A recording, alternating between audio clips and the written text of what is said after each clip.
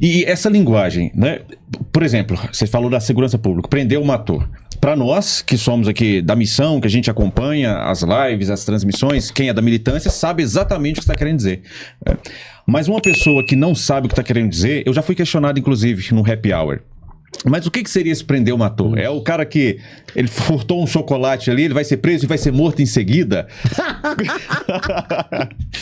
Prendeu ele logo em seguida mata o cara. Mata. Eu consegui explicar lá pro rapaz, mas como é que é uma estratégia de comunicação muito boa, né? Porque você traz uma frase ali que a pessoa, eu quero entender o que é isso, mas o que seria esse prendeu, matou mesmo? Para uma pessoa, não tô falando pra gente falar agora para quem já tá com a gente, não. Pra quem não tá com a gente, como é que a gente explica isso, esse prendeu, matou? Maravilhoso. Isso é uma grande pergunta, você trouxe ela, porque assim, se eu falar que eu tinha uma grande estratégia quando vim com essa eu conheço esse bordão, sim, não foi um belo dia, mataram um ciclista lá em São Paulo, e eu fiz um desabafo muito agressivo. E aí no desabafo, eu tava reclamando daquela galera que fala não, a gente precisa recuperar. Eu falei, não é pra recuperar, é prendeu, matou. Então, foi um desabafo. Só que ali ficou viral, rodou muito. E aí muita gente me conheceu como, o prendeu, matou. Tem o prendeu, matou do MBL. Beleza, eu vou agora entendendo por que funciona, né? Por que é um bordão interessante. E depois, o que seria o prendeu, matou. Por que funciona? Um amigo mostrou assim, Renan, quando o Trump falava do muro dele, ele fala, a beautiful big wall, a beautiful big wall and the border of Mexico. Então assim, o que ele queria dizer? Era um belo e grande muro. Sim. Ele falou se tinha uma metralhadora em cima. Ele falou se o muro era de concreto, se o muro era de metal. Não falou. Ele falou muro. Ele jogou uma coisa meio abstrata e solta e cada pessoa imaginava ser um muro. Então às vezes um cara falou, não, é um muro baixinho, que vai ter umas torres. Cada um imaginava o conceito do muro como algo novo. Ele deixou aquilo solto porque ele permitia que as pessoas imaginassem, de acordo com as circunstâncias do momento, o que era. Então o prendeu, matou, muita gente vai criando sua própria versão do prendeu, matou. Isso. Entendi, o Renan vai fazer um campo de concentração para membros do crime organizado. Não, ele vai prender ou matar. Então, se eu, assim, tudo bem, cada um imagine o seu prendeu, matou. Sim. O que eu creio ser, vamos dizer, o prendeu, matou é o slogan para um tipo de política pública voltado para a segurança que não tem na recuperação do bandido o seu foco. Porque a gente tem aqui, tá dada duas opções pro bandido. Sim. Prendeu, matou. Mas cadê o recuperou? Cadê o ressocializou? Sim. Cara, isso não é prioridade pra gente. Sim. Tem um amigo, tá lá no partido, tá lá inclusive tá no Instituto de Segurança que surgiu no Rio de Janeiro, Instituto Guararapes, chama Silvio. Ele tem uma tese muito legal, essa tese fez com professores alemães, ele fez em Coimbra, que é a ideia do direito penal focado na vítima. Então, o direito penal, em grande medida, você é do campo do direito. Sim. Aqui no Brasil, as medidas, inclusive a pena, ela tem como perspectiva, vamos dizer, gerar um efeito sobre o ofensor. Exato. Não só um efeito punitivo, mas um efeito de ressocialização. Ou até um efeito, assim, de impedir outros caras como ele de cometerem esse crime. Sim. Tipo, como se fosse educativo a existência de uma pena para que o bandido, ele não cometa um crime. Então, tudo que envolve pena no Brasil, no direito penal brasileiro, ele tem como objetivo mirar para o eventual bandido e falar, bandido, você pode ser socializado. Bandido, você pode, olhando essa pena, não cometer o crime. Ou seja, o protagonista é o bandido. O que ele propõe é que o protagonista seja a vítima. Sim. Vamos olhar em nome da vítima. E como a pena satisfaz o senso de segurança, o senso de justiça da vítima. A gente sente que no Brasil, viver aqui, ser brasileiro, é sempre injusto. O pacto social brasileiro é ruim. E quando você é assaltado e nada acontece com o bandido, você fala, não vale a pena ser brasileiro. Exatamente. Então o pacto social não vale a pena. Sim. O prendeu, matou, ele coloca as coisas no seguinte termo. Eu vou prender ou vou matar, mas o seguinte, o cara que te gerou o dano, ele vai pagar. Porque eu quero gerar justiça pra você. Eu quero aliviar teu peito sabendo que faz sentido você viver nessa sociedade aqui, porque quando alguém te fizer um mal, o Estado vai pra cima desse alguém. Aí você vai se sentir mais calmo. Sim. E você vai sentir como parte de um pacto. Então o prendeu, matou é uma lógica de te retirar a ideia de que o bandido tem como opção uma ressocialização. Não, essa é a última. Existe o caráter punitivo e restitutivo da pena. A pena tem que punir e restituir. A vítima. A vítima, antes de tudo. Sim. Então, tira esse protagonismo do vou salvar, Não, cara. O cara marmanjo, adulto, a maior parte dos criminosos são reincidentes. A maior parte. E eles tomam uma decisão racional. Sim. Se ele tomou essa decisão racional, eu não tenho que perder meu tempo reeducando ele para arrumar um emprego. Sim. E tem uns que são irrecuperáveis, né? Lógico. Quem está no crime organizado, as grandes facções, essa pessoa vai ser ressocializada, ela nem quer. Ela não quer ser ressocializada. E aí esse enfrentamento do crime organizado, como é que ele se dá? Recuperando os territórios, eu quero dizer. É o Estado entrar e falar como foi no Rio de Janeiro, com o Castro, pensa diferente, o que você acha? Olha, o problema da operação do Cláudio Castro, você vê, a gente apoiou, achou, pô, que legal, foi pra cima dos vagabundos, beleza. O problema é que ela terminou. O problema é que ela termina e no dia seguinte... Nascem outros. Não é nem que nasce, o tráfico já tava de volta ali. Eles não tomaram o território, porque não existe, vamos dizer, instrumentos jurídicos que permitem a ocupação daquele território, a entrada da polícia na casa das pessoas, porque pensa assim, onde estavam as centenas de aviõezinhos, menor de idade ou maior de idade, que trabalham pro Comando Vermelho e que não foram mortos ou presos na operação? Eles estavam na casa de alguém. A polícia não dispõe de meios de entrar na casa das pessoas para fazer as apreensões desses foragidos. Então, muitos foragidos só se esconderam na casa de uma pessoa. Se a polícia não tinha um mandato para entrar na casa da pessoa, não entra. A gente precisa de um instituto jurídico que permita que a polícia faça uma ocupação, pegue os caras, a maior parte deles vão se entregar, e aí limpou aquela área, coloque uma base policial e comece naquele momento a arrumar o relevo e a geografia da favela. E não é nem um processo de desfavelização que tem que acontecer.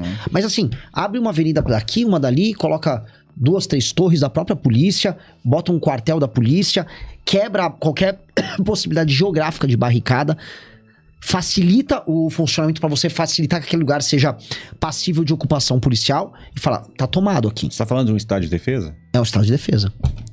Exatamente, eu dei toda essa aula pra chegar aqui. É o estado de defesa. O estado de defesa permite que o agente de segurança entre na casa das pessoas naquela área que tá sob estado de defesa e mesmo sem mandato. Por quê? Porque é uma situação excepcional. Não dá pra falar que na favela a pessoa tá vivendo em estado de direito. De jeito nenhum. Né? De jeito nenhum. Ela já tá. Ela não pode ter a internet que ela quer, o gás que ela quer. A filha dela não pode casar com quem ela quer. Não é estado de direito. De jeito nenhum. Então, já é de exceção. Sim. Então, se está no estado de exceção, estado de defesa lá. Exatamente. E aí, pronto. Aí, vamos fazer a limpa ali. Alguns vão fugir, lógico que vão fugir pra outro lugar. Mas todas... Aí, por isso que tem que ser uma operação geral. Todas as comunidades têm que entrar em estado de defesa. Então, é um processo de ocupação permanente. É assim, igual houve na Segunda Guerra Mundial, a estratégia Blitzkrieg. É uma guerra rápida. Vai, ocupa, alguns vão fugindo, a maior parte vai se entregando. E a partir do momento que você vai ter esse regime especial, por isso a ideia também do direito penal do inimigo. Sim. A lei é rápida e a lei é rígida, e ela vem concomitante ao estado de defesa, os caras vão dizer, se eu não me entregar, é prisão perpétua, eu vou ficar 70 anos. É melhor eu me entregar pra pegar 35, 40, dependendo dos crimes que eu cometi. Então eles vão se entregar. Eles vão ter que se entregar. Então o processo como um todo é um processo que vai ter um poder de demover eles também, até da resistência. Por isso que será rápido. O Bukele, ele teve alguns enfrentamentos em El Salvador com algumas gangues, mas chegou em um momento que não havia como eles enfrentarem a força do Estado, as gangues se entregaram e estão todas presas até agora. E interessante que quem é contra isso aí é só o intelectual do Leblon. Porque o morador honesto da favela, ele é a favor disso. Total. Porque ele é o principal prejudicado com esse domínio do crime organizado lá. Sim. O cara... Gente, é a questão, eu sempre converso quando as pessoas me questionam sobre isso. Imagina você não poder escolher onde você vai comprar o seu gás, cara. Não é? Isso é assustador. Sim. Não, e que é uma coisa outra coisa, você é do direito. Fala com a pessoa do direito, facilita, porque entendem os conceitos básicos. O direito de propriedade é um direito humano básico. Sim. Quando a gente vai pegar os direitos fundamentais de primeira geração, é lei, liberdade e propriedade. Não. Ai, cara, os direitos de primeira geração é vida, liberdade e propriedade. Isso. Vida, liberdade e propriedade. A propriedade é um direito fundamental, porque primeiro vem a propriedade sobre o próprio corpo. Sim. A ideia de que você não é escravo de ninguém. Pois bem. Tá na Declaração Universal de Direitos Humanos. Exatamente. É base, é basilar pra gente ter qualquer coisa. Pois bem, na favela, como o Estado não foi capaz de garantir pras pessoas a posse e a propriedade das casas delas, garante a lei do mais forte. Quem garante que uma pessoa mora na própria casa, que seja o barraco, que seja já aquela casa de alvenaria, é o traficante. Isso em vários lugares. Em São Paulo, não tô falando no interior, em São Paulo, o PCC determina, não, ó, nessa área de manancial, você sai daqui que eu vou vender essas casas aqui. E a pessoa sai da casa. Tem que sair, porque você não morre, né? Você não morre. Comando Vermelho, mesma coisa. Sim. Então, o que nós temos? A pessoa não tem nem... Ela tá numa situação precária de medo em que um traficante determina se ela pode ou não morar na casa dela. Sim. Como é que, em termos de direitos humanos, você fala de direitos humanos, isso é uma violação. Total, absurda. Total, cara. Absurda. E isso, Renan, no Minha Casa Minha Vida... Gente, é engraçado, porque assim, se você faz só um programa de habitação, mas você não faz o programa de segurança pública junto, você vai ter o que aconteceu no Minha Casa Minha Vida. Construiu alguns prédios... Traficantes chegaram e falaram assim, ó, você vai ter que sair daí. E no Minha Casa Minha Vida, a pessoa perdeu o seu prédio que virou ponto de venda de droga. Por quê? Porque entregou a casa, mas não tem uma política de segurança. Exatamente. Inclusive, vários programas habitacionais do governo, eles são, assim, preferenciais para tomada pelo tráfico. O tráfico tira as famílias e remodela. Sim, exato. Agora fulano fica aqui, fulano fica ali e dane-se. Então, isso é assustador. Eu vi isso em Sobral, no Ceará.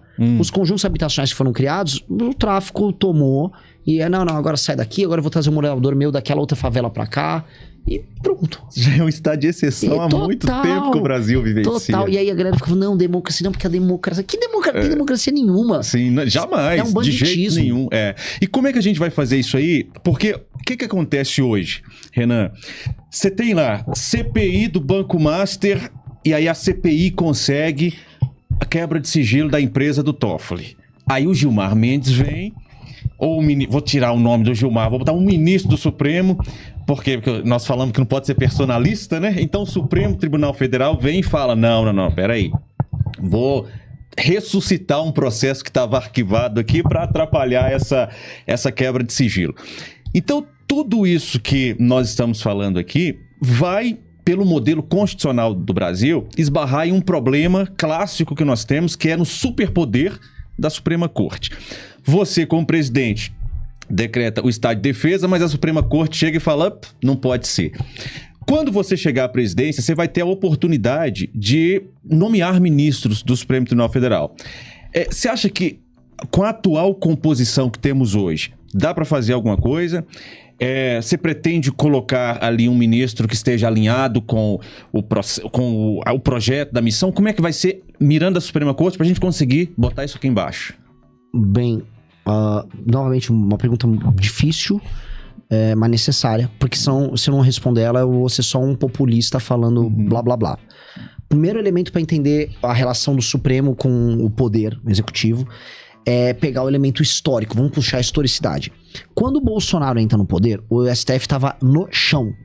A Operação Lava Jato varreu o STF e naquele momento as investigações estavam chegando em 2 ministros do STF. É ali que o STF monta a CPI das fake news. CPI não, o inquérito das fake news. Inquérito do fim do mundo, que não acaba. O inquérito interminável. Né? Nunca vi isso na minha vida. E ele vai, e a vítima é a acusação. É uma coisa mais maluca que tem. Ali surge uma resposta política deles. E por que ela funcionou? Porque o Bolsonaro era fraco e o filho dele estava envolvido no escândalo de corrupção e o Bolsonaro tinha medo do filho dele ser preso. Sim. Era isso, apenas isso. E o filho, que era o Flávio, se ele realmente amasse o Brasil e tivesse pelo pai, o Flávio falaria, pai, eu vou aguentar as consequências disso, mas faz o que precisa ser feito, faz o que você foi eleito para isso, você foi eleito para fazer justiça, para enfrentar o sistema, e eu corro risco. Eu corro risco. E se o Flávio fizesse isso e o Jair tivesse feito, os dois seriam heróis nacionais. As pessoas iam perdoar a rachadinha e falar, nossa, o cara se redimiu a rachadinha pagando o preço em nome da liberdade política do pai, pro pai poder fazer o que precisava. O pai e o Flávio não são esses caras. Começo de tudo. Aí o Supremo se montou e aí o Supremo ganhou muita força no governo Bolsonaro. Aí ganha o Lula. Quando o Lula ganha, o Lula ganha aliado do STF. Sim. Então o contexto que a gente tá em que esses caras mandam e desmandam, e você tem o próprio escândalo do Banco Master que envolve todo mundo, porque no governo Lula já é um governo filho do superpoder do STF. Sim. Então hoje é um momento de pico de poder deles. Ou foi, acho que talvez esse momento já tenha passado, que agora o escândalo do Master já enfraqueceu a imagem e a institucionalidade deles.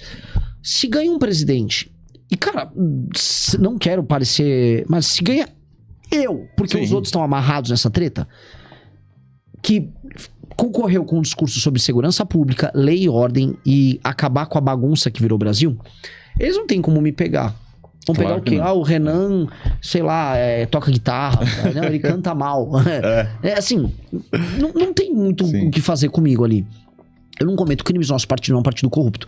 Se eu ganhar a eleição e eu vou tocar minha agenda, já indo direto pra sua resposta, é um momento completamente novo. Tenta imaginar, um cara com um partido que veio do zero, Sim. criou um movimento na sociedade civil, ganhou a eleição, vai chegar muito reforçado. Toma posse. Vai lá e coloca no primeiro dia, estado de defesa, manda pro Congresso. O Congresso dificilmente vai barrar, porque o Congresso viu que esse presidente ganhou com esse tema. É a primeira decisão do presidente.